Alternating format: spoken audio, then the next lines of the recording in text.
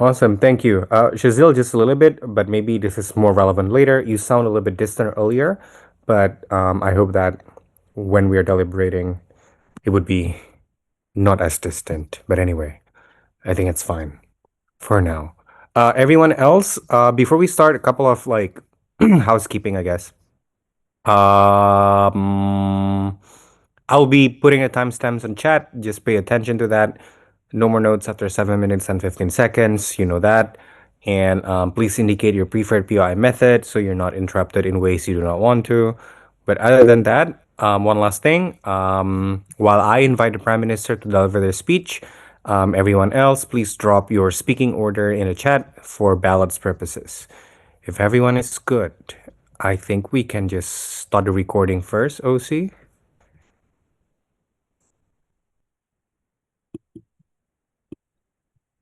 It is already going on. Okay, I see. All right. Cool. Um, all right, we can start then. I call upon the Prime Minister. Here. Hi, am I audible? I just want to check. Yeah. Great. Hi, Athang, PM. We'll take a PO in the 5th minute, preferably from closing, starting on my next word.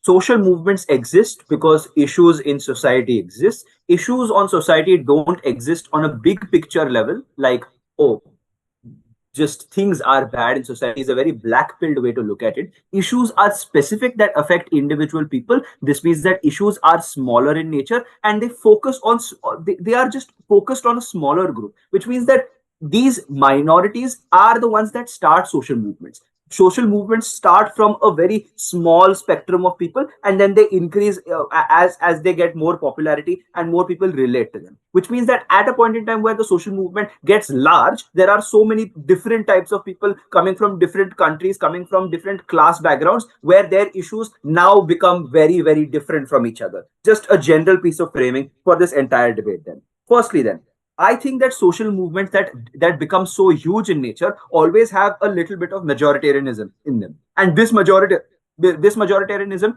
actually increases multifold when it becomes a global movement, something like the LGBTQ movement or the feminist movement, which means that now minorities issues get ignored here. Firstly, why is there majoritarian in these movements? First, then, is capitalism, because wherever there is more capital, wherever there is more ability to opt into the social movement as well as to engage with the social movement, as well as for the social movement itself to do its own activities, that is the place or that is the community that gets the most amount of clout and attention from the social movement. This probably looks like white and western women in feminist movement getting most of obviously the benefits and the and just the ability to opt into the feminist movement, as compared to, let's say, Southeast Asian women who sometimes don't even want to identify themselves as feminist because they never thought that feminism catered to them. Secondly, then, think about gay people in the queer movement, where other queer people believe that, oh, these gay people are probably dominating the movement, and other smaller issues, let's say like trans issues, are getting ignored, while symbolic gestures are happening towards the larger movement, which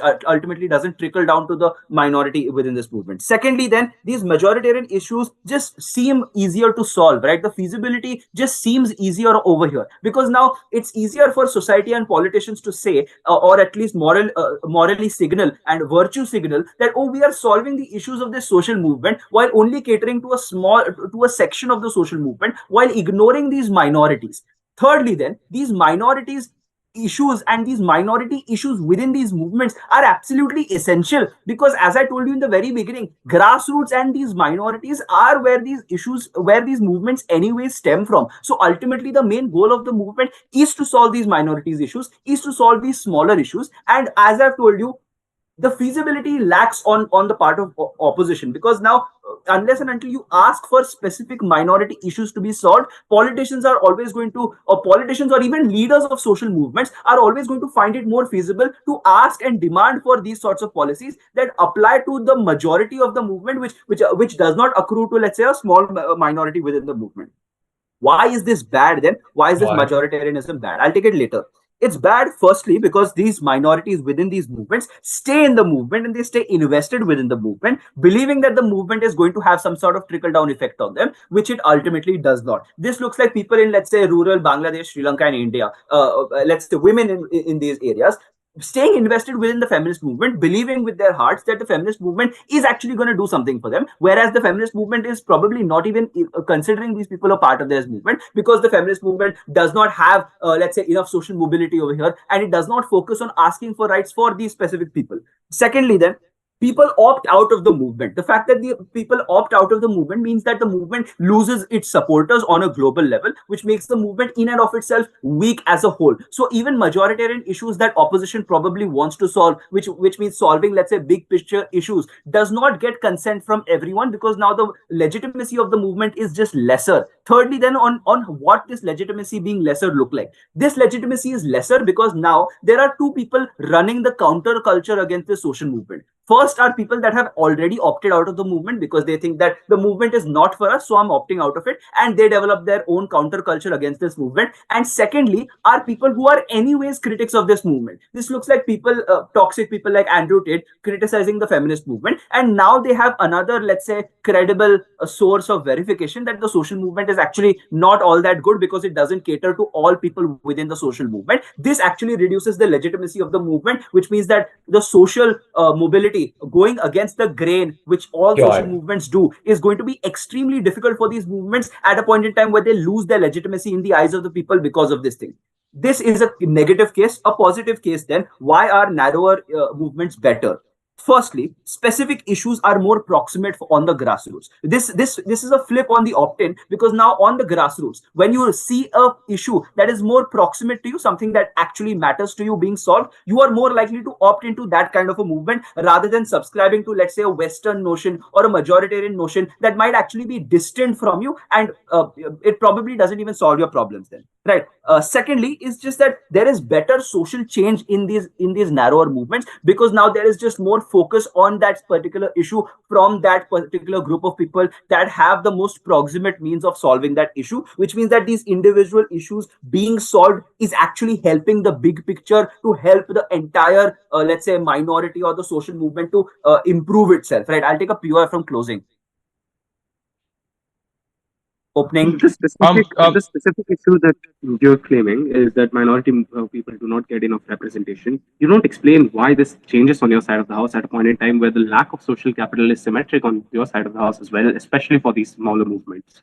I think, as I told you, these minority people within these social movements stay invested in these issues, which means that, let's say, women in Southeast Asia who don't relate with the Western feminist movement do invest their time and money while spending their time and money in the social movement, which means that if they were to create a narrower movement, a smaller movement of their own, whatever amount of social capital, whatever amount of economic capital and time and effort that they have, instead of investing it into a larger movement which probably doesn't cater to them, investing it into a smaller movement which caters to their specific issues is actually better for them. We think that minorities, when collectively organized, have some sort of power and can demand for their specific issues. But at a point in time where they are staying subscribed to the larger social movement, this does not happen. And fragmentation is actually not a clash here, because we are telling you that the social movement is getting solved by solving these smaller issues, because women everywhere are going to be better if women in Southeast Asia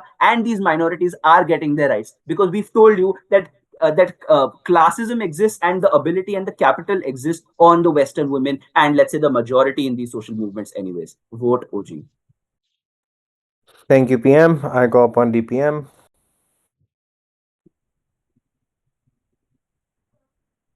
Okay, can everyone hear me? Yep. Okay. I'll start. 3, 2, 1. Two arguments on opening opposition. Firstly, why an increased scale of movement increases the capacity to get change. And two, clashing on what OG already agrees on is very important, why we provide more help to minority groups within movements. First, I want to talk about why there's increased scale and why that increases capacity to get change. And here I want to first implicitly engage on what OG says. They say that you get more change because you can get more proximity with specific movements, which allows you to appeal to more people and to reduce privilege. The first thing I want to point out is that the claim on privilege is wholly uncomparative. I'm not sure how it checks privilege just because you have a narrower movement. That's to say, there can still be white women in a feminist movement that has a very specific goal that climbs up to the leadership because they can use their privilege to be able to get those leadership positions. You can still have cis queer people in specific queer movements be able to be conferred leadership positions rather than trans individuals because they systematically have the sort of privilege to advantage them. Privilege is always going to exist on either side in terms of the movement's leadership. So the question is which side moderates it more, and we contend that we moderate it more on opening opposition. But the second problem with their claim about proximity is that broad movements also have local chapters, right? And when you're able to scale up, you can obviously operate on a much larger region, and that means you can have local chapters that can then interface and interact with local people. But also, I would note we flip this, because oftentimes the more general goals that these widespread movements have often are more relatable. That's to say, not every Black person has experienced police brutality and can relate with those narrow movements, but many Black people have faced systematic racism in other ways, such as segregation or redlining. So when you have a widespread movement that can advocate to all of these goals, you're far more likely to have greater amounts of buy-in and greater amounts of relatability. So you get more widespread appeal under our side of the house. But here are some additional mechanisms constructively that also explain why we get increased capacity for change. The first is that you can share resources in between these smaller movements. So when you have volunteers, when you have donations, and when you have the social infrastructure coming in, not just from the lesbian, gay, trans, or queer community, but from all of those communities together, that increases the amount of capacity you have to enact social change, to organize rallies, to get people on the ground to attend protests, to protect things like gay marriage rights. The second mechanism is that you also have greater amounts of networking effect when you have a unified movement that can present unified messaging. And this is important because it gives you greater amounts of political capital for lobbying when more people are able to buy into your movement, right? Think about the millions of people that come out every year to attend pride parades, the amounts of allies that are created that are able to donate, the amounts of corporations that are engaged and forced to donate, even if it is rainbow capitalism. That millions of dollars can fund crucial social projects that are able to, for example, protect trans youth, things like the Trevor Project that are able to protect the people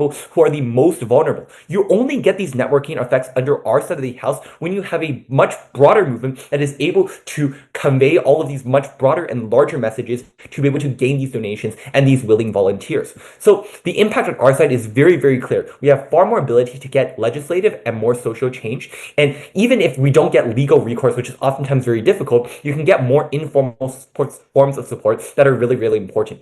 Why is this weighing the most important in the round? Because change is prior to the purity or the exactness of the message. I don't care how narrow or how specific your message is, if you don't get a lot of people supporting it and you can't affect a lot of change at the end of the day. Even some amount of change under our side of the house, even if it is quite broad or wide-reaching, is actually still quite important, especially given the rise of right-wing populism and the, what's the word? The slowdown or the backsliding of a lot of legislative change, like we see in the US. Obergefell just got overturned, and there is no federally enshrined protection for gay marriage, for example. So people don't need very specific goals right now. You need the protection and the enshrinement of very basic rights and human needs that need to be met for these vulnerable people, groups that these social movements are helping. That's why our argument matters the most. The second argument that I want to forward is why we provide more help to minority groups within movements. The problem with opening government is that they just assert that on our side, it's really, really shitty and minority groups don't actually get any sort of say without actually even building out their own comparative.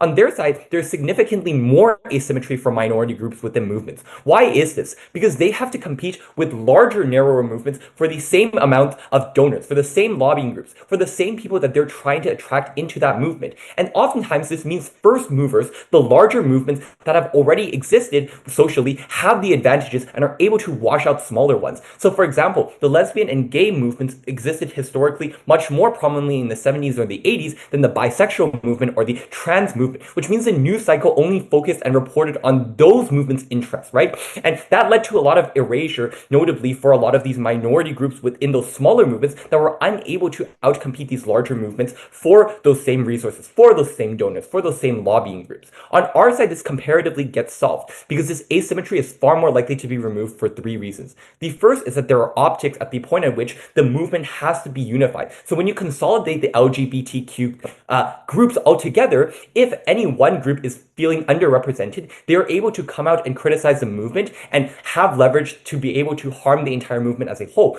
which means that there is a greater amount of accountability to make sure that the movement appeases each of the individual member groups within the movement. But two, because the movement is just on a whole larger, there tends to be greater amounts of scrutiny on those movements as a whole, which means we're able to check against privilege within leadership and making biased decisions much better on our side of the house. While on their side of the house, movements like BLM that were embezzling funds and not actually advancing protections against police brutality basically face zero scrutiny because they were such a small movement. The third reason is that there's more communication and logistics internally rather than having external groups like the lesbian and gay movements trying to interface and communicate externally with each other. Once you're under a unified movement, you can communicate more internally with each other. You can have representatives from each minority groups. You can have budget discussions on allocating funds towards helping specific minority groups, and you have far easier time to actually facilitate agreements that are able to benefit all minority groups within these sorts of movements. So the implication is very clear. One, just on a very basic level, you have greater survival of minority groups, which is incredibly important, and OG agrees with us, right? Given the intensity of harm onto the minority groups, right? We care about trans and bisexual individuals within the queer movement because they have historically had less rights and less capacity to advocate for their rights and change compared to the lesbian or gay community within the queer movement. And this is also logically prior to any argument about the purity of these movements, because obviously the minority groups themselves need to survive and actually have a voice before they can have any of their pure messaging be heard to the government or the rest of society. But the second benefit of this is that there's more diverse perspectives within the movement because you get greater discourse around intersectionality, because now all parts of the movement now actually can, help drive policy or design policy and talk about policy that is going to benefit all minorities, not just the most prominent ones within the queer movement or the environmentalist movement or the feminist movement, which means more representation. For all of those reasons, very proud to oppose. Thank you all. I call upon DPM.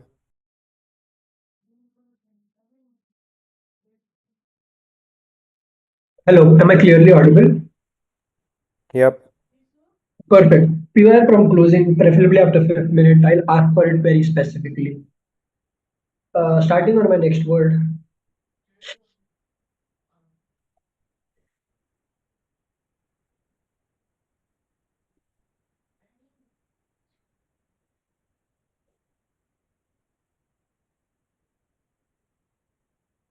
I'll first prove why even if O is right, we think certainty of change is the most important factor before even the volume of change argument comes into play. But I'll then still tell you why they are not right in the first place and why the volume of change that they want still happens in our world. And we'll tell you why their claim that non-exclusivity of privilege, etc., is like existent in both sides. We'll prove to you why this is specifically a large problem on off versus on gov. Three things then. Note, when you have a larger movement, there is only a few set of, let's say, a board of director equivalent people deciding what kind of narratives you want to run at a point in time in a country. This looks like specifically holding LGBTQ rallies over actually facilitating these people in India. This looks like large group of people not feeling represented in their own movement simply because few tens or 20s or 30 people deciding what this looks like. This is largely affected by what is the quantitative solving here, which means what will gain me, what is a problem that solves large scale issues, not really worrying about small scale issues. Secondly, this looks like whatever kind of capital like gay people bring in, which means gay issues are taken prominence in these movements as opposed to other smaller issues solving them at their own place. But thirdly, just in terms of feasibility, these large organizations think larger issues are easier to solve simply because this is our priority, and smaller issues need much more research or much more like random time pass tactics that these organizations use to make sure that their like these smaller issues are never focused on. We don't think at any point of time a particular movement is able to focus on multiple trenches. Sure, these movement deem these other movements as small, but these small and specific issues are still very important and large for the people who are actually facing it, and they need to be solved with as much priority as other larger issues. We don't trade in lives. We don't trade in the quantity of people. We think to every person his despair is important. two important clarifications in this motion then. One, I think this does not mean you only have Black Lives Movement specifically for police brutality only at a time. We think the existence of different groups at different times exists, which means we still don't feel that the majoritarian people feel left out in this world, as O claims. We think they have their own movement and we think they have their own division of the movement. Therefore, what we think is all movements are still achieved at a larger scale, but we think every movement is at least represented. We don't claim that we solve these issues, but we at least put these issues on table. We at least know that people of the world know that these issues exist and therefore we are able to solve versus on op when only a couple of issues or like broad claims like oh LGBTQ people are not bad etc are pushed which ultimately never achieve any amount of change. Secondly, why do specific and smaller issues work and why is this smaller structure better? Three things. One, the kind of legislative change and policy change that O talks about still happens on our world because this change is largely driven by narrative. This looks like smaller groups still achieving change. But firstly on speed, we think when you're focusing on smaller particular issues, this gives you larger speed in that particular issue. We think these small movements are important in social change movements simply because you're going against the society, you're going against the larger societal narrative, like going against misogyny in terms of feminism. When you're able to have small wins at smaller level, this gives you larger momentum. This gives people who still haven't bought into feminism an idea that feminism does work. This is not some luxury, but something that women basically need at all points in time. For all those reasons, we think these smaller wins are easier to achieve on our side at local level. Sure, these women might Point. not have the kind of capital white women would bring in, but no, the issues are also not as big. We think these movements are very small, basic issues like convincing their fathers and husband to let them have their master's degree, like convincing their parents to let them go to school, like convincing their parents to actually pursue that dance class. We think you don't need a lot of financial motive or financial capacity to make change at these movements. We think these kind of movements happen when there is discourse, which only happens when you specifically focus on these issues and not on broad claims like all women are important and all women need to be heard too, which happens on their side. We think these movements are solved with larger focus quicker on our world. Simply because that happens, we tell you the second specific impact that we give you, that is the kind of narrative building that you want to achieve larger like policy or legislative change still happens on our side. When you hear of women fighting for their rights in smaller particular divisions of this movement, this still influences the narrative in an overall around country. Policy makers and members of parliaments only make laws, judges only make judicial decisions based on societal narratives. We think insofar as these small wins are guaranteed and faster in our world, we think this narrative is created largely anyways on our side. For all those reasons, we still think this kind of narrative is still built and the kind of legislative change they talk about still happens. The only difference is we think all issues are at least tabled and acknowledged in our world. Therefore, solvency largely remains the same. Sure, white women will still dominate feminism, but at least in our world, they dominate their own movement. And at least in our world, there is a 5% chance that other women are heard. POI closing. So, if judges only want to listen to one specific issue and multiple issues are existing within society, how do judges prioritize? How does state prioritize? You have no reason to do that. Yeah, so there is like 36 high courts in India, which means smaller changes happens in smaller cities. There are like 40 to 50 judges in every single high court. At a point in time, you're only pushing for one story, one narrative. One judge makes a judgment and then you move ahead. On our side, sure, change happens laterally at multiple routes. We are able to give quicker relief to people who actually need it instead of waiting for a trickle down effect, which O never really proves, by the way. We think the smaller change is important for reasons Athang tells you. We need opt in these movements, and opt in is logically prior to any other impact that anybody else gives you in this debate. Because without opt in, the movement is stupid. Athang proves to you three reasons why this is bad. One, opt in increases largely, which means means movement loses its confidence. But secondly, people like Andrew Tate are able to point like your own women are leaving feminist movements at multiple points in time, which means your movement in and of itself is faulty. We think opt-in is important. We think we achieve change faster, and the quality of change is still as good as any opposition change or impact. Opening up. Thank you. I call upon DLO. Here.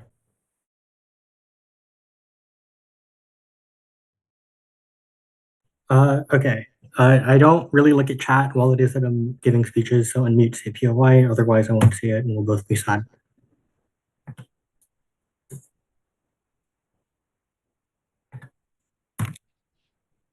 So the simultaneous appeal and drawback of civil protest is the totalizing and singular moment of triumph when years or months or however many durations of time of organization culminate in legislative victory.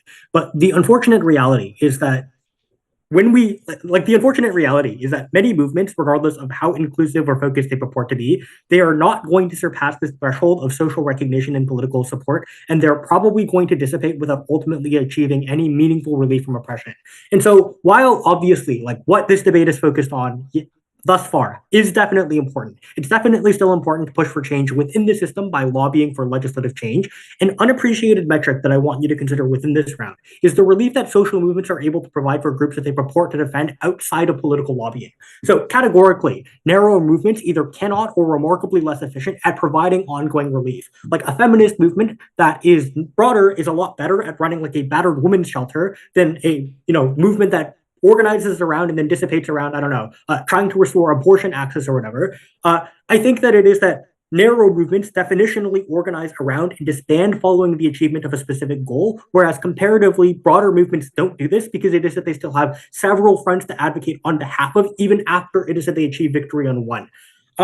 I want to respond first to what it is that you hear come out of opening opposition, because I legitimately just don't understand why it is that they get better buy-in when it is that the groups that it is that are looking to represent their interests through some sort of protest presumably just get smaller. Like they say that it is that the thing that matters for opt-in is proximity, but presumably proximity is smaller when it is that you have a narrow movement. And then I want to talk about what it is that protest movements are able to achieve on our side of the house with certainty, because it is that seemingly is a metric that it is that OO cares about.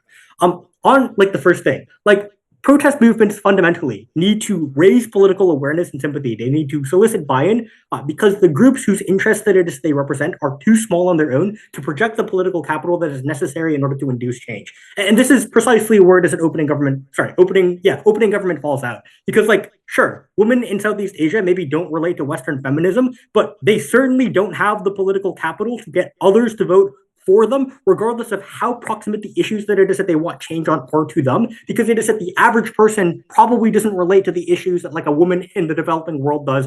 And it is that they have their own interests to look out for. They fail to get pedestrian buy-in and support on their side of the house because there is one, a perceived trade-off between zero-sum budgets and whatnot. If it is that I'm spending to subsidize domestic abuse victims, then it is that maybe there's less money for me to go around. And if it is that I'm not a victim of domestic abuse, then it is that perceivably I don't benefit from that legislation. But two, there's a perceptual opportunity cost. When it is that there is political focus on one particular issue, seemingly that means that it is that there is a lack of focus on another issue that could affect a broader group of people more proximately. And so a lot of people are just not going to bat for, this desperate poor woman in the developing world, regardless of how, her woes might be terrible, because it is that they don't have any direct relation to them.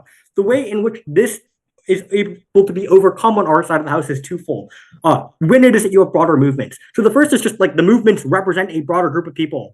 Even if it is that OO is is correct and the white feminist doesn't give a lick about women in the developing world, if the movement that it is that they support, because that movement, seemingly represents their interests, also wants to represent the interest of a woman in the developing world, then it is that there is some cross amount of buy-in that it is that you don't have an analog for on their side of the house. But the second thing is, if they want to talk about all of this majoritarian bullshit, the people that belong to a majoritarian group are also capable of soliciting people that they are close to care about issues that affect them. And so it's not just, the white woman that is now able to inadvertently support women in the developing world, but it's also the families of the people that know that white woman that, want to advocate for her behalf that also inadvertently start to advocate for the behalf of other women, even when it is that they aren't totally aware of that, just because it is that the broader movement that it is that they all belong to is, multifaceted and addresses those groups of people as well.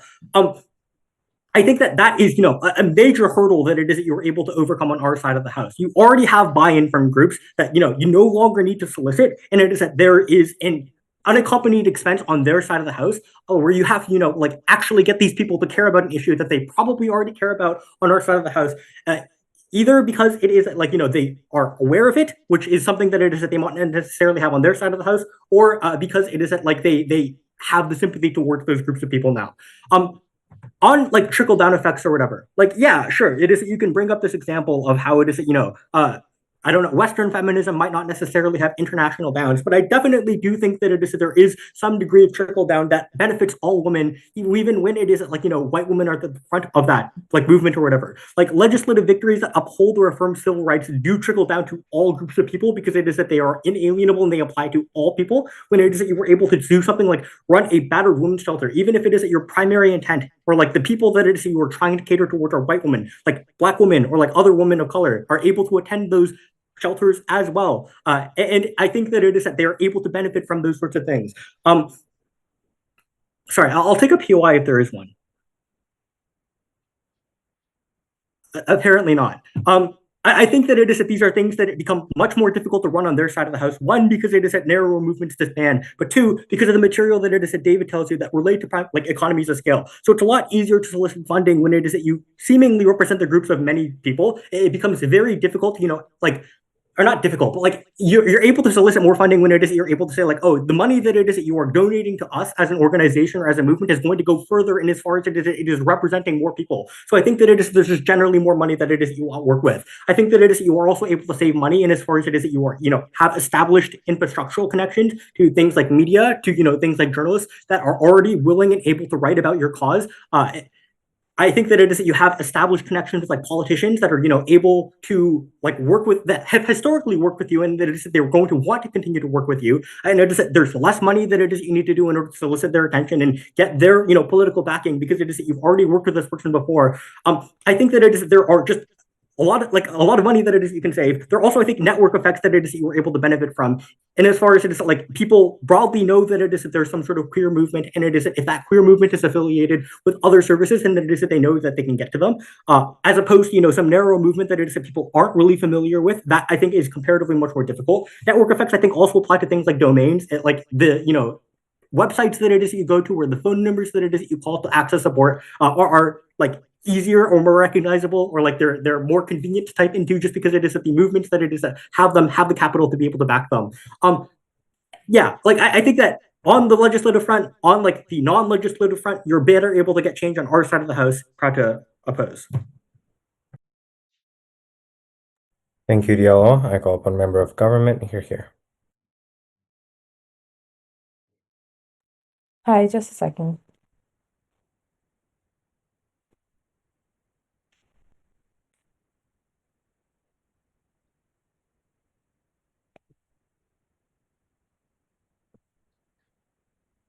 All right. Hi, this is Ishita. I'll be going as a member of government. Starting in, I'll ask for POIs. Please don't verbalize. All right. Starting in 3, 2, 1. All right. In today's world, most movements don't fail because they lack passion or urgency or importance. They fail because of things like diffusion of message. So while they're trying to be everything for everyone, and in doing that, they collapse under the weight of incoherence. So movements are strongest when they're seen as laser focused. So when everyone inside and outside the movement knows exactly what they're fighting for exactly what the end goal looks like and how exactly you're supposed to measure that success. So broad umbrella movements like feminism or LGBTQ rights are often going to end up getting splintered because within them you have multiple identities, multiple goals, multiple priorities, right? So the message ends up becoming very muddled, right? So people might disagree, people outside don't know what they're supporting. So comparing that with specific movements like things like abortion rights or Black Lives Matter, where the message is clear and success conditions are tangible and mobilization can be very concentrated. Right. So I'm going to prove to you 4 things here. Why is the likelihood of success greater in these narrower movements? why these movements allow for stronger communities to form, why this success inspires other movements, and how this creates momentum, and fourth, how this eventually builds a better society. Now, firstly, success is higher in our world because the issue is constrained and specific. So, when you fight for abortion rights, the goal is concrete legal access to abortion, right? It's measurable, it's actionable, it's winnable. So, success is not diluted. Contrast that with feminism. Does success mean equal pay? Does success mean maternity leave? Does success mean abortion rights? Does it mean representation in politics? With so many strands, you don't have a single achievement that feels like victory. So even if abortion is won, people say things like feminism hasn't succeeded because other strands are left. So in our paradigm, success is seen as a movement success in entirety, not in fragmented parts. So when abortion rights is secured, that is the full success of that movement. It consolidates energy, it motivates people, and it gives clarity. So the impact here is very crucial. Success doesn't feel like better, it feels like actually allowing for concentrated mobilizations. Politicians can't dilute the conversation by saying things like, we've already given you one demand, why are you still protesting? That they either give you the specific thing that you're mobilizing for, or they don't, which sharpens accountability. So this argument stands because history proves it to you, right? Acts that specifically say passed in the US, like the Civil Rights Act, passed not because of a vague racial equality movement, but because you have specific demands like voting rights or desegregation. Right. Now, how does this build better scope for communities? So, narrower movements foster tighter communities because everyone is fighting for the same precise thing, right? In a broader feminist umbrella, women from different classes are fighting for different things, right? For elite women, it's something like workplace equality. For poorer women, it's something like safety or food security. So, these are going to often clash, which means that the community is relatively weaker and will probably fracture. So, in abortion rights, however, every woman across, say, class, geography, ideology, etc., has the same stake. You want solidarity that creates mutual reinforcement, that creates less internal conflict. So when the goal is narrow, people don't waste energy talking about things like what is important, what is not important. Instead, they bond over a single goal. They have actual real networks, and you build real momentum for these niche vulnerable topics, right? So the impact here is stronger resilience. Movements are going to be lasting longer. They're going to grow stronger when this community is unified, right? Now, how do you measure success here? So this is not about just one movement succeeding, it's about how success breeds success. So when abortion rights are won, it shows society and governments that activism works, which means that it motivates other oppressed groups to demand their rights, which means that it creates a cycle of victories. So when people see that, okay, this one niche act, this one niche movement has gone ahead and achieved success, even if, say, there were four other movements preceding, even if one of them achieved success, this is seen as a successful movement. Compared to if there is a broader umbrella of, say, as I pressed earlier, the feminist movement, you can always go ahead and argue about how the feminist movement has not entirely succeeded because even if one strand is failing here. Now, we tell you that because our movement is based on only one strand, success is very objective, which means that people will view this success as a success of the movement in and of itself, which will in turn inspire other movements to come up, which will in turn make sure that these movements are likelier to succeed, as I've already proven to you, which means that there is going to be a better society at the end of the day, right? So contrast this with things like, okay, so the impact here is that in our world you get things like ripple effects. So a specific movement's victory is widely celebrated. It becomes things like a case study. It inspires people. It tells people that, okay, your extremely niche topic about why alligators in southern Cambodia should be allowed to breed in the specific area is also a valid claim to make. Now, how is this a better society? How is this a more successful movement all in all? So narrower successful movements are stepping stones. So each success raises the baseline of rights, right? So it strengthens civil society. So this matters because movements don't exist in isolation. They're part of a broader ecosystem of democratic progress. So society where movements regularly succeed on specific causes is one where governments fear popular resistance. So when people believe activism matters, that is where civic trust grows. So the long-term impact here is a compounding effect. It's a more equal society, not because one vague big tent succeeded once, but it's because multiple targeted movements have repeatedly succeeded. Now, the opening sides have gone ahead. Right. I'll take a PO in a second. So the opening bench has come ahead and told you a lot of things like how larger movements are going to gain traction and issues are smaller in our world. These things are not really true because just because they're smaller, they're not in they're not irrelevant, right? They're more specific. It's not a small issue. It's something that affects everyone. It's just comparatively more niche. So larger movements gain noise, not traction. Noise without clarity does not pressurize governments. In fact, traction is greater in our world. POI.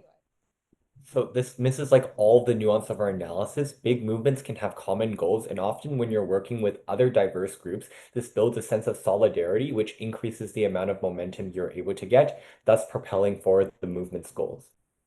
Right, I proved to you this why this is exactly untrue. Now, your claim might be true because, okay, a larger movement may have, say, greater resources, may have more lobbying power, may have larger number of people, etc., etc. However, the claim that there are certain strands within that same movement still stands. Even if your movement is, say, bigger in terms of magnitude or whatever, there are still strands within that movement, which means that there will be division amongst the people of that very same movement. However, if you come to our paradigm, we tell you that because there is only one strand, that division is lesser, which means that there is a greater likelihood of success because the focus is slower.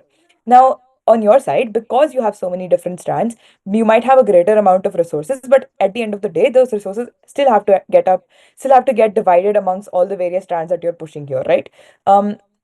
Things like time are also constant, right? Just because you have a bigger movement does not mean that you have the time to be able to prioritize each and every single one of those movements. However, in our case, I tell you that this is a much better alternative simply because of how success is also viewed societally and why that success matters in the longer term. Now, okay, so we prove to you that we show you that not specific, just that specific movements succeed, but why they create the systematic change and why that systematic change is so important. For all those reasons, proud to. Thank you. I call upon member of op. Hi, can I be heard? Yes.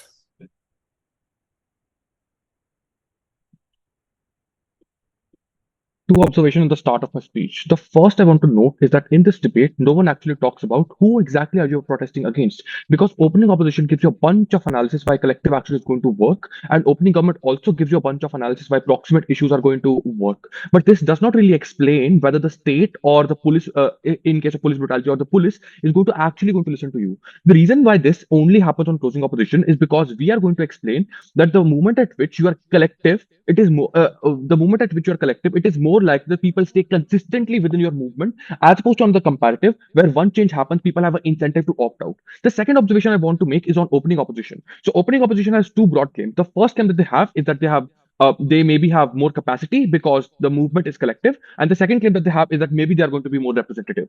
The issue with both of these claims is that it is unclear on opening opposition and how long term are these things. Presumably, gov benches are correct that once on opening opposition, you're talking about a lot of things. It is unclear why people are going to fight for.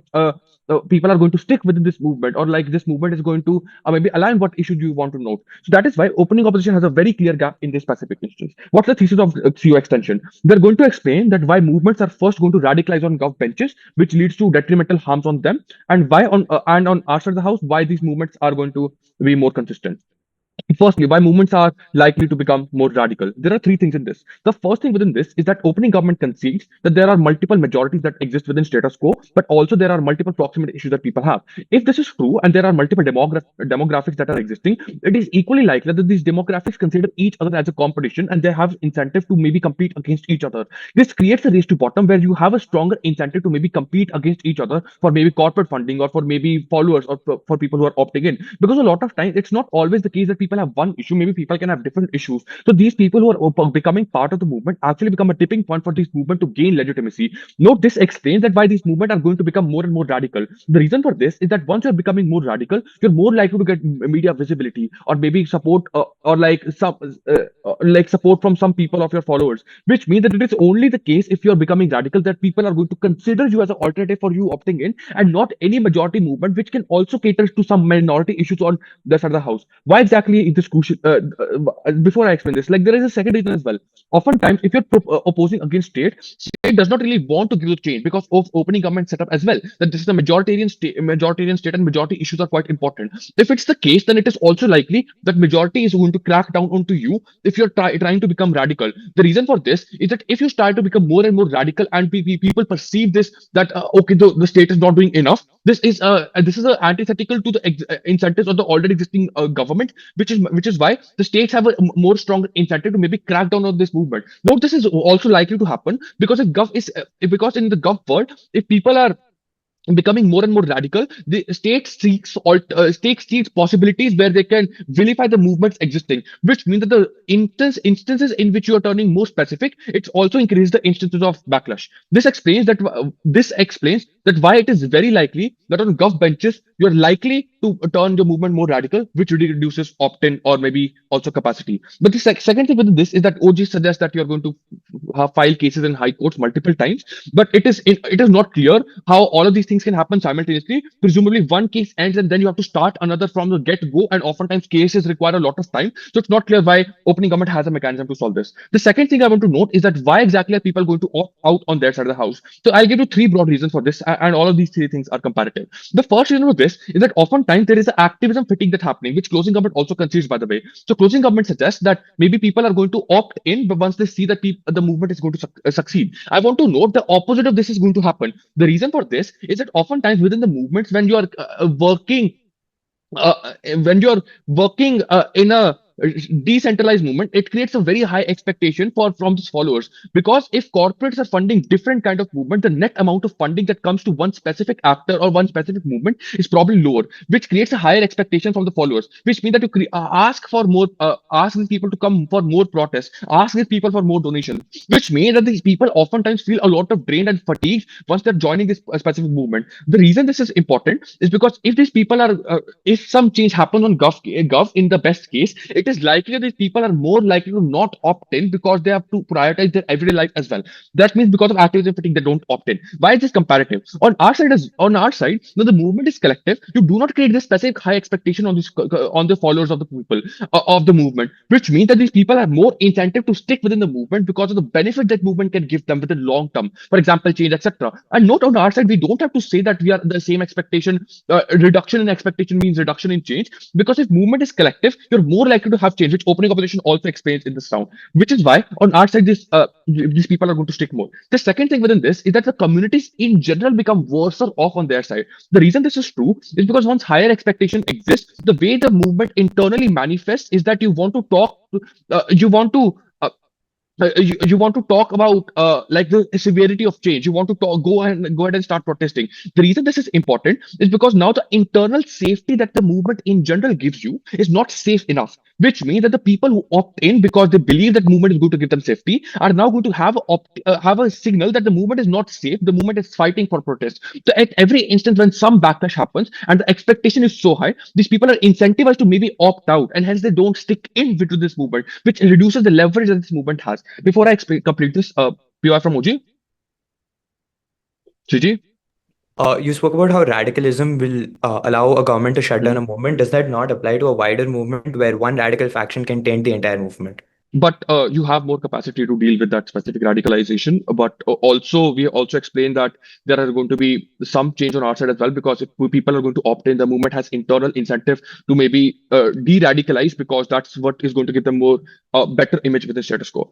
So completing the last analysis, that why communities are better on our side. So if the movement is big enough, it is equally likely that the change happens in a collective action. So for example, so even with the status quo, LGBT movement is not bringing change by literally protesting on streets. Yes, maybe some pride parades happen, but that's not the only way. The way they are succeeding is by engaging with political parties, because that is what gives them collective action solutions. Which is why they're more likely to maybe engage with political parties and make these issues political issues. Which is why the change happens on top level, but at the lower level, people are still able to feel. And the reason for this, why this is true, is because now the way this movement portray its strength is by saying that we have a lot of voter strength, and that is why this change is likely to happen. The third reason for this is that why people are going to stick more on our side is because you do not really pressurize the people existing within this movement, because if it's the case that you're decentralized, it is oh, okay, so time's up. For all those reasons, proud to pose. Thank you. Sorry for that. I go up on government whip here. This is Dhruv going as Gov Whip. POIs preferably in chat. I'll just take 30 seconds.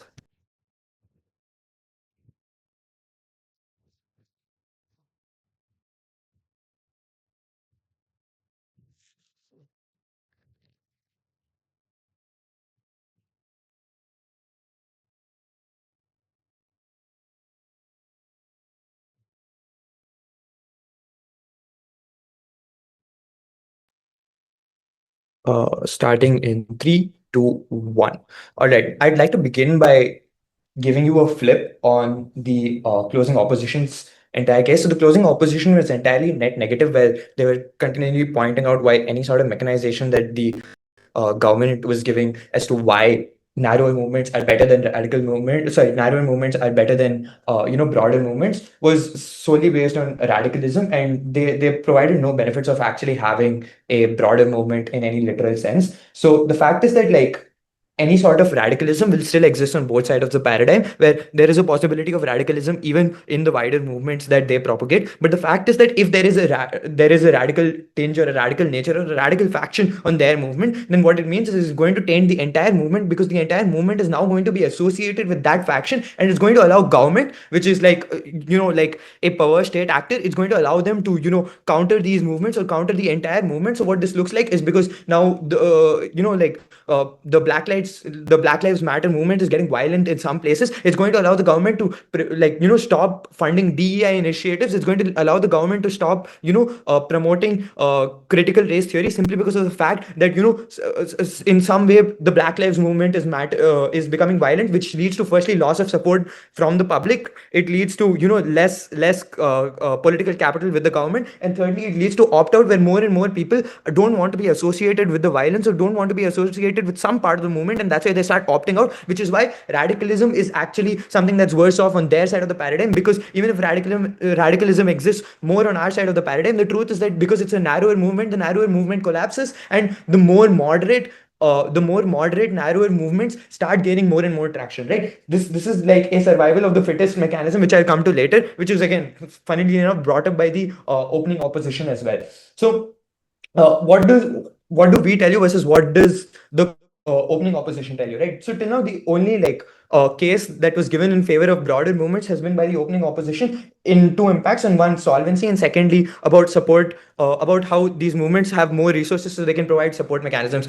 Ishita has already given you various mechanisms as to why, because of the split of resources, the opening opposition is unable to unlock any sort of impact, because of the fact that they claim that resources are going to be split between narrower movements, but the fact is that even in a broader movement, resources are going to be split because of the many interests that are involved, right? So what this looks like is that even though they say that there'll be resource sharing between movements or between factions of the movement, if the movement is broader, what it actually looks like is that because people are going to want their issues to be prioritized within the movement, then it's going to lead to conflicts within the movement, in the sense that it's going to lead for conflicts for resources, where resources are being divided. Now if one faction of the movement is not able to get the sort of resources that they wish to get, then those people are going to start opting out because they see no change, right? Which means that then in the long term, because of the lack of solvency on any of the issues, they're going to start opting out, or they're going to start demanding more and more resources from the movement, which means that they will not be able to achieve any of the impacts that they're talking about when it comes to either solvency, because of the fact that they don't have a unified movement, and secondly about having more resources, because these resources are in fact getting split, and there's going to be competition over these resources, right? So why does our side of the paradigm, or why do we take the debate, right? Opening opposition suggests that there's going to be competition for resources on our side of the paradigm as well, where there are narrower movements. But the fact is that if there is competition for resources on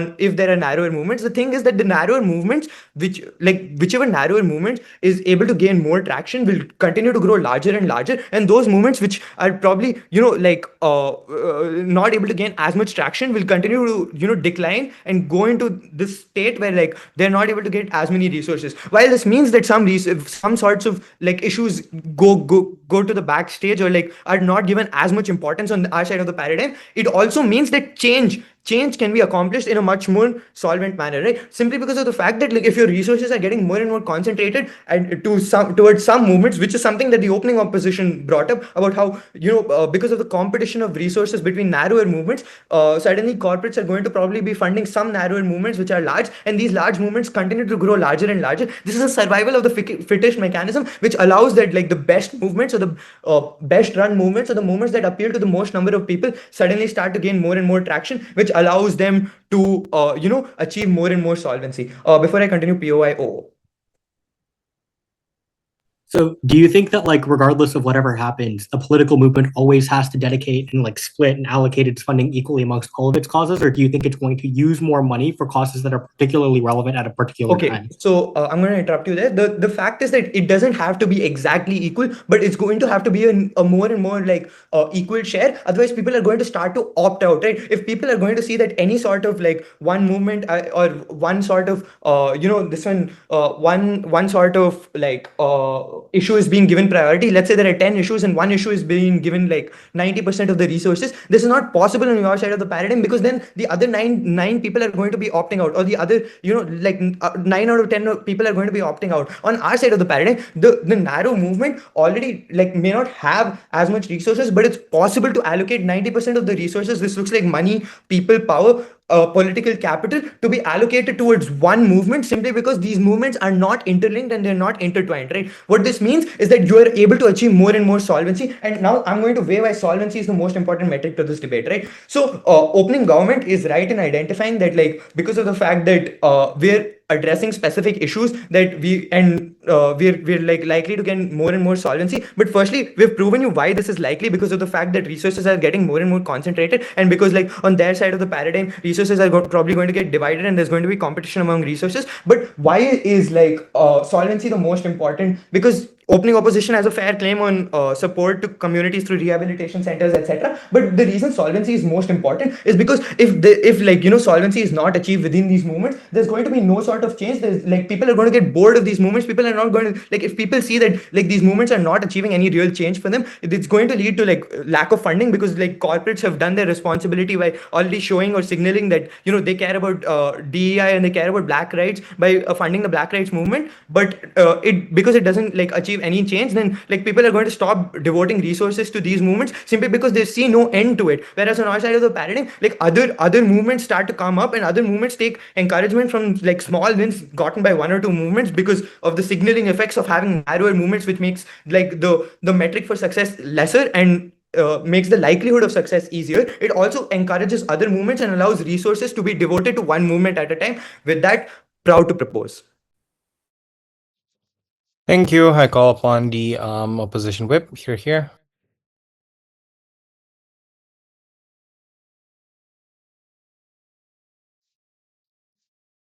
Hi, can I be heard?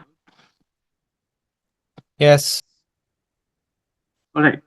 Opening government, whenever you want to view, just vocalize. I might not be looking on the chats, so just vocalize your viewers. Anshuman going off with. I'll start on my first word.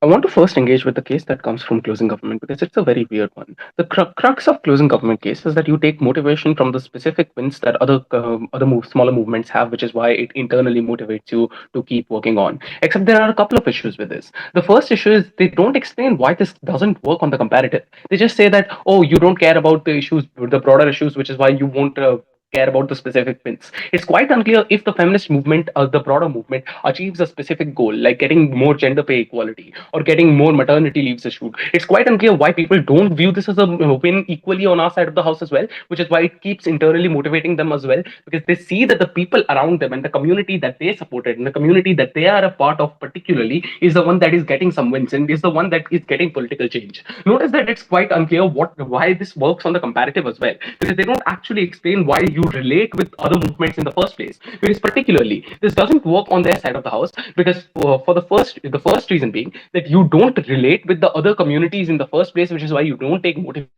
to the goals that they're working towards. You don't relate to the communities that they're a part of, because you're not a part of those communities. You're a part of different communities. All you internalize is that those movements succeeded and you did not do enough to actually succeed, which is to say you do not have the enough social capital or capacity to actually succeed. It's quite unclear why this is a motivating force at a point you don't movements that other movements or the goals that the other movements are trying to push. So it's quite unclear why this motivation is unique to closing government, but it's quite unclear how they actually achieve it as well. So it's a very uncertain impact to predict on closing government. But what is the engagement that they have with closing opposition case? They only engage with the radicalization part of this case, and this engagement is also very dismissive, because their engagement is that, oh, if the radicalization happens or not, it's quite likely that it will happen symmetrically, and hence once it happens or not, it just ends up tainting the entire movement. Except there are a couple of issues with this. The first issue is they don't engage with the mechanisms that Khokher gives to, and the analysis on why radicalization increases on their side of the house. There are specific mechanisms why radicalization increases on their side of the house, which is why these movements become much harder to negotiate with. Notice that this is something that also wins on opening opposition metric, because opening opposition just says that if you have more resources and if you can push more political capital, and you can get change. But they don't explain why this change is likely to come about. This change is only likely to come about when the government is supposed to give you that change, or is palatable enough, or the change is palatable enough for the government to give you that kind of change. At a point in time where we prove that the radicalization of these movements increases on their side of the house, what this specifically proves in this debate is that the change is not palatable for the governments to give you in the first place because of the increased radicalization, hence increased demands of these movements in the first place. Now I just want to show and illustrate what the mechanisms for radicalizations we've explained to you in the first place. We've explained to you that these communities are far more ideologically pure on their side of the house, which is why they often focus deeply on the issues, and hence they care far more deeply about specific issues, which is what drives them into the movement in the first place, which is what leads them to radicalization. But oftentimes these movements also become echo chambers because they don't internally negotiate with other sects of the movements, and they don't end up engaging with other sects of the movements in the first place, because these are different movements on the gov side of the house, which means that the internal negotiation process of the movement is something that's very weak on their side of the house,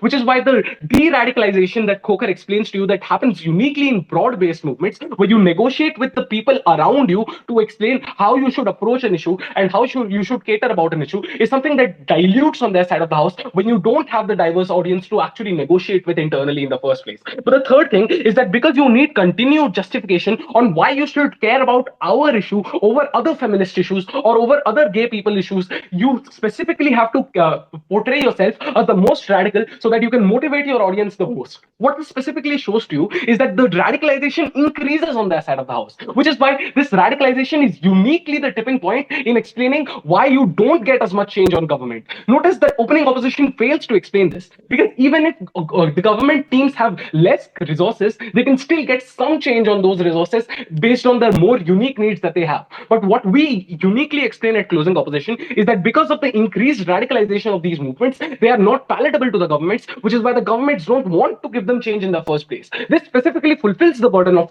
opening opposition, while it also directly engages with closing government. Now I just want to move on to opening government. Opening government has a bunch of very weak analysis to explain why people from the ground do not get any representation. This is something that opening opposition dismisses. They don't actually engage with this. They just say that it doesn't happen. Except a lot of times we claim that these movements have incentives to become more diverse, which is to say the big movements have incentives to become more diverse. There are specific incentives here. One, you want as much opt-in as you can get, which is to say you want as much critical mass as you can attain within the specific population in the first place, which is why you want to cater to the most issues that you can on our side of the house. But when these movements are much smaller, you do not have to cater to different audiences, which is why you do not have the diversity that you have on particularly on opposition. But secondly, a lot of times the leaders rise in these movements rise from the ground itself, and they rise to preach for local issues, like issues about how you want to talk about how village women do not get specific kinds of rights within their marriage and things like that, which is why a lot more local leaders are able to rise because they already have an audience to tap into, which is to say that when the feminist movement is big, the local leaders get a greater audience to tap into. On their side of the house, the local audience is quite limited, which is why the audience that you can tap into as a local leader, as a small movement, is quite limited, which is why you do not get the change that opening government wants to claim as well. Opening government, do you have anything? Okay, it's protected now. I just want to then move on to just the weighing of extensions in terms of why we at closing opposition you get the biggest impact on scale, but why it's also the most logically prior impact over opening opposition. I want to directly weigh against opening opposition. Notice that opening opposition just says that you have more resources, but they don't actually explain what the mechanism of more resources is, which is why closing government is fair to point out that even if you have more resources, there is greater infighting for these resources because of the splintering that both government teams claim. What we explain at closing opposition is that having a greater mass often compounds the resources you internally have because of the critical mass.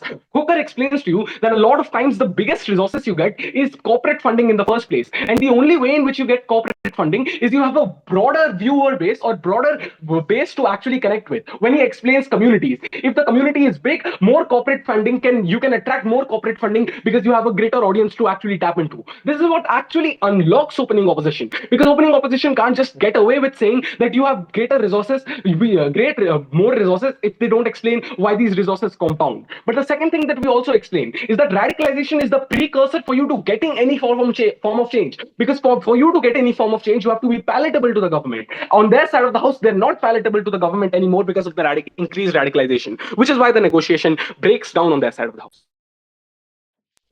Thank you. And that is the end of the debate. I would just ask everyone, like the debaters. All right, I'll just go ahead and start and share the rankings, and after that, the reasoning behind the rankings. So we had a very productive discussion among the four of us, and eventually we have like the same call across the board, in which we give the first to opening opposition, second to closing opposition, third to opening government, and fourth to closing government.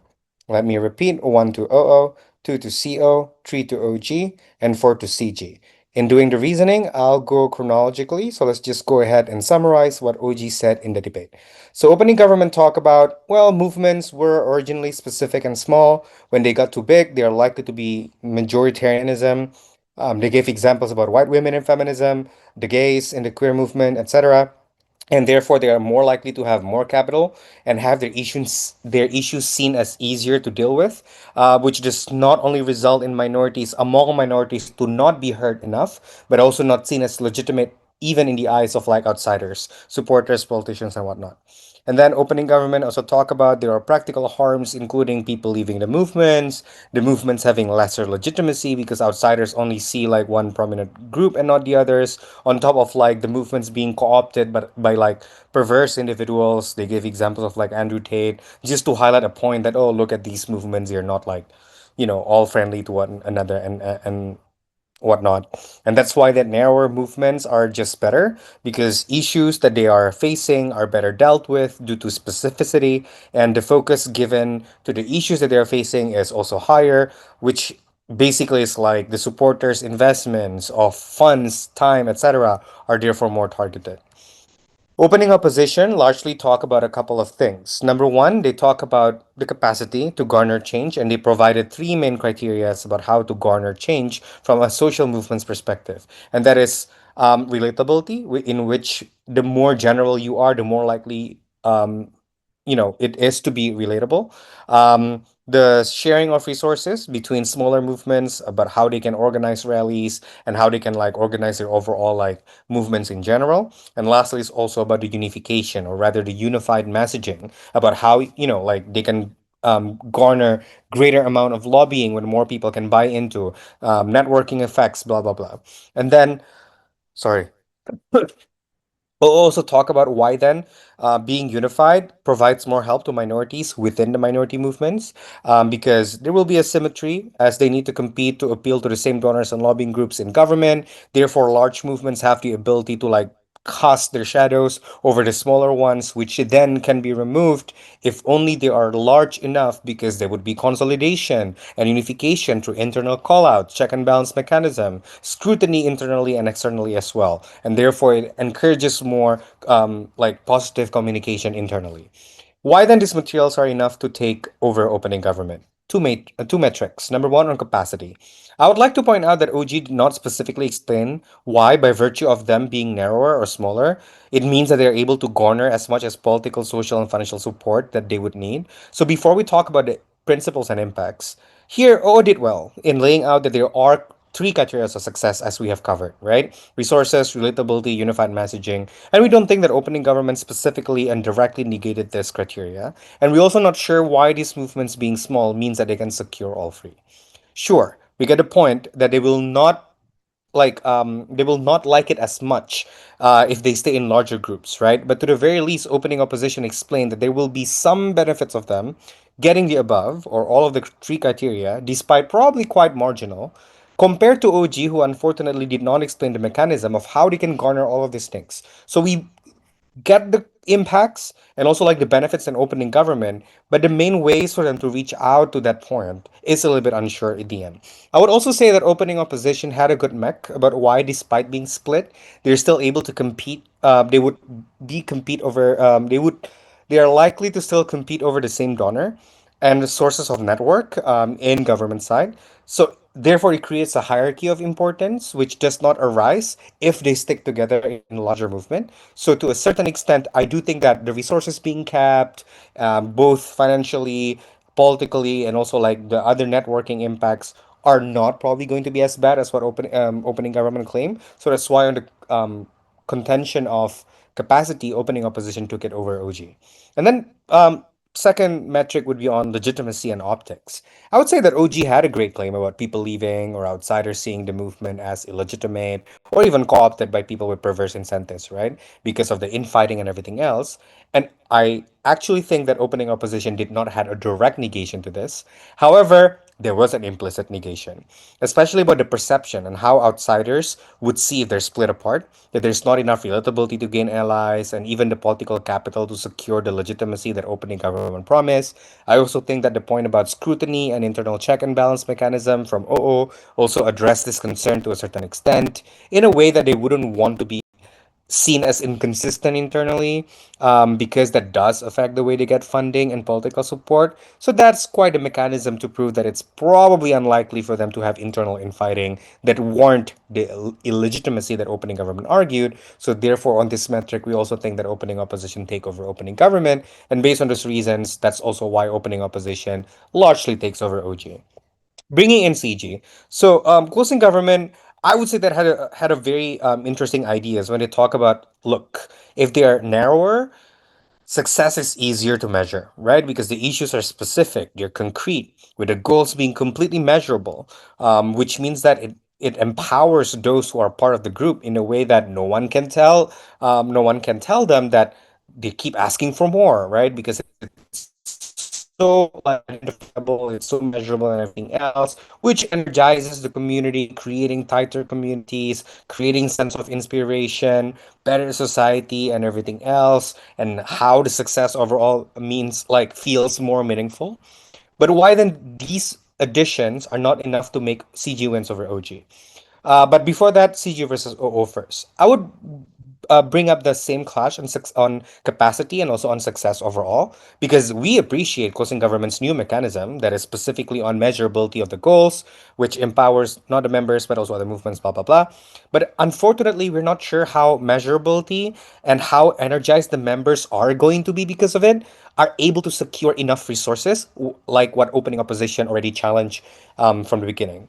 Like, it's not to say that OO did like a completely perfect job in proving why funding will be spread out evenly on their side, or at least fairly distributed to minorities within minorities, because that's not what they promise, but at least there will be more things to lose if the movements are narrower. So in that instance, we're not sure how measurability then is the winning analysis here, especially when compared to what the movements will lose out and the things that they will not be able to gain because now they're competing with each other and everything else. So on the metric of success, sure, it's measurable. But what is the point of it if they are not able to get all the resources that opening opposition already claims? So schools and government first need to engage with that directly and completely negate that in order for like the characterization of a success being measurable can be a winning analysis here. Um, CG then pushed that, hey, at least there's no infighting on closing government, right? But then why will zero infighting result in the other requirements for resources being met, which OO again pushed from the beginning? And OO did talk about why infighting is unlikely, given the check and balances and scrutiny. Again, not like the I would say that the most perfect analysis, but it does the job, and it's enough to prove that why then it's unlikely to create such friction within the movements because they have these incentives to maintain things internally. So that's why even the harm on infighting is not necessarily proven, especially when compared to what opening opposition already explained. So opening opposition takes over CG. Comparing CG versus opening government, though, largely it's almost similar. There are more like bold impacts in closing government, but largely almost similar mechanisms about specificity and less infighting, which are things that opening government talk about. So even if we were to credit the impacts exclusively to closing government, better community, more tight knit, better society, empowerment, and everything else, the mechanisms are all opening government, unfortunately. Because opening government did talk about why then they are fractured, right? The infighting argument, why then they are going to have a more focused like ideas and also like focused goals, why then they can pool all the resources at least in that smaller movements, pretty much the same ideas. And the additional point about like, oh, it's measurable, we're not exactly sure why then it becomes like a winning analysis, as especially when other mechanism and impacts are somewhat reminiscent of opening government. But even if let's say we buy the impacts and everything else, OG did also talk about the impact of more buy-in. So the horizontal expansion of like the impacts on the community, on the society, does not necessarily like add more grounds to what was already shared by opening government. So that's why that we cannot really credit CG over OG, and that's why OG wins over CG. Bringing NCO. So closing opposition talk about radicalization of movements, especially in government, because given that government teams concede that there will be majority, if it's true, then there will be a race to the bottom, then there will be more radical because they want to appeal to more people, to the media, to politicians, to everyone, etc. Which then increases more backlash, reducing the overall buy-in. And it's also like by virtue of them being more radical, there's also like more radical expectations among their members for them to like contribute more, rally more, protest more, and everything else because everyone is fearful of like we only have limited resources, so we need to like give everything, right? So therefore, it could create like some sort of exhaustion or burnout to the members of that particular group. And then see also talk about consistency of the movements in opposition, at least in the political aspect, by virtue of like those problems of them being not fractured, but like more radical and everything else will not exist, and therefore bigger movements are just better. Why then this is enough to take over closing government? I do think that CEO's material managed to tackle CG, albeit mostly indirectly. One, the measurable goals that CG talk about are not an inherent benefit, especially when A, it's a result of a race to the bottom, B, it is oftentimes too radical to garner positive attention, and C, the members often over-expect by virtue of not wanting to lose out because they have limited resources. And CG only responded to the radical point, which I think that opposition web also correctly pointed out, which makes sense, but unfortunately not enough because it does not negate the urge to compete with one another because they require the same levels of support. And the second layer to this is that the infighting and backlash, pressure to do more, the burnout, and everything else, end up likely to happen in government because of the above points, which also flips the point that CG talked about, like at least there will be infighting on opposition. If anything, CO flipped that when they mentioned that because of the higher expectation, because of the fact that they are racing to the bottom, you're creating infighting in that smaller movement, but also like from one minority movement with another movement. That last push from CG was about, oh, resources were being split in opposition. Sure, but we're not sure that why it's a harm because CG did not manage to prove why the resources will surely go to these narrower movements when it's not proven just yet. So, to the very least, sure, if it's split, but at least there's some, right? So there's like something that we hope that closing government can specifically weigh against with. So that's why that CO takes over CG. CO versus OG quickly, I would use the same reasons.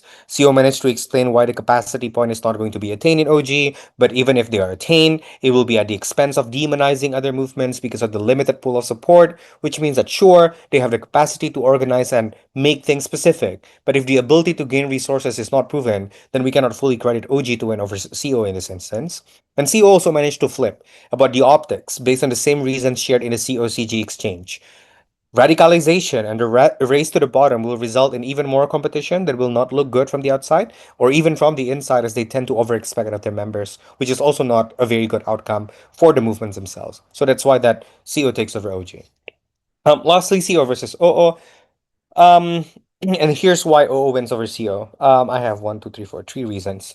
One, I would say that, and this is like quite agreed upon the members of the panel, that opening opposition somewhat took like an effective yet smaller burden to take, in which they managed to fulfill more comparison between the negative and positive materials here. OO did a fairly good job in explaining why the concerns that they have over narrower movements will not just be true with big movements. And second reason is, sure, CO was a little bit more specific about radicalization and race to the bottom, but OO did talk about competing for the same support and resources. So the additional details from closing opposition was sufficient to counter Gov teams, but it wasn't an entirely new thing that is exclusive enough to warrant a CO win over OO. And lastly, OO expanded extensively about why big movements have enough internal systems to warrant why the infighting, race to the bottom thing, blah blah blah, will not happen on their side as well, which is unfortunate because CO cannot assume that we can infer this from your case. Like, oh, surely if they list down all of the harms of narrower movements, then surely those will not exist if they are defending the bigger movements. But OO did exactly just that explicitly about the check and balance, the scrutiny, the desire to not be seen as fractured so they can get enough support. Heck, I would also credit OO saying that they have local chapters, which means they do care about local issues too, which adds more mechanism why unification and lack of competition is unlikely to happen on the opposition side, but specifically opening opposition was the one who explained that. So we have to credit them. And one last